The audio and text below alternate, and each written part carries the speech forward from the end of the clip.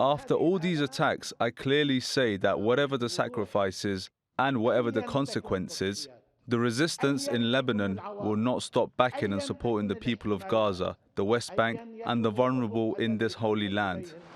Let's unpack this further now with Sami Nader, who's the director of the Levant Institute for Strategic Affairs. He joins us live from Beirut. Welcome to the program, Sami. Very difficult days for your country. And I just want to ask you, do you and also do the people of Lebanon believe Hassan Nasrallah when he calls the deadly attacks in Lebanon war crimes or a declaration of war and promises a just response? I mean, the people of Lebanon wants to avoid the war and its destruction. They want to avoid a similar scenario to what happened in 2006, especially that the country is going through a deep economic and financial crisis. The Lebanese pound has lost 98% of its value, and unemployment is above 40%.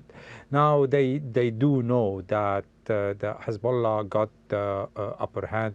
It is the party that is calling the shots and not the Lebanese government. And but still, what happened yesterday, I mean, it was a blow to every Lebanese, given that a lot of civilian people have paid the price. It's not only the operatives of Hezbollah that were targeted, but with this pager that have been exploded, a lot of Lebanese civilian has been targeted as well. Absolutely. So now the question is, would this event of the last 48 hours will propel or a prelude for a full-blown war? And a full-blown war between Lebanon, between Hezbollah more precisely, and Israel will not be confined to the Lebanese border, because it will spread out to the whole region. And there is always this possibility that this will propel the whole dynamic, change the whole dynamic, Okay. But and Sami, will pave the way for a diplomatic Sami, solution. There is a little hope for that. Yeah. Sami, sorry to jump in, but it feels that we have been here before when we hear these responses from Hassan Nasrallah, calling for a strong retaliation. But just going back to that response, to that speech that he made today, what do you think he will do? What do you think Hezbollah will do? And why haven't they retaliated? And that's, first of all, I mean, they don't have the capabilities to retaliate. He has to cater for the breaches, the enormous breaches in this apparatus system. How he can retaliate without a telecommunication system? The whole infrastructure, the whole logistics of the party took a major and very severe blow. How he can retaliate, and most importantly, how does he have the capabilities to go for a full-blown war? It's true that he was saying that he doesn't want the war, but he said that he is preparing for the war. It's a question of capability. Now, to come back to the speech, how yes, can he tried Sami, to minimize the impact. How can he retaliate? How weakened are they right now, or how strong are they? Because that was a very strong speech where he called for a just response. That's a bold and confident a declaration there.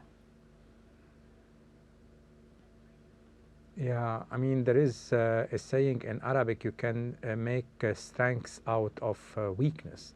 But the fact is here, like yesterday, a large number of Hezbollah operatives are now out of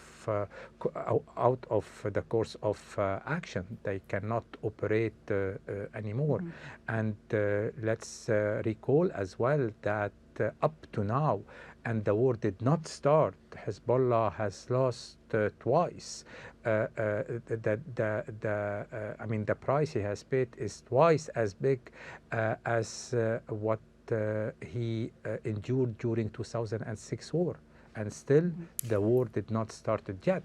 more than 400 people have been dead, and more than 3,000 wounded people. This is a huge price up to now for this war of support. Sorry to jump in again, Sami. If I can just take you back to a few months ago and the assassination of the Hezbollah commander Fouad Shukr.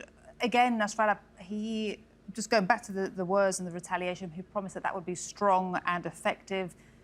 Did we see that? No, not yet. I mean, they made an attempt to target a high commander in the Israeli army, but it didn't went as good as they have expected to. And this information has been released by Israel and Hezbollah in the last 2 days. However, I mean, this is a war he was not prepared for, frankly speaking. And now he is waging a war on a turf that is defined by Israel and on a timing that is decided by Israel. This is why Iran is not sliding into this confrontation. Now Hezbollah wants to save the face. He wants to send a message to his constituency that they are strong. Let's keep in mind that this organization has been victorious in 2006 and managed to defeat the strongest army, or one of the strongest army in the Middle East. Today, the situation is strikingly different, but at the same time, he needs to boost the morale of his constituency, because what's happened yesterday was a huge blow to the morale of the political base of Hezbollah. And Sami, just in a word, one word, how would you describe the level of the damage to Hezbollah's reputation and credibility right now? This is the most serious blow he took since the inception of this organization. Okay. Because I mean, this is in one word.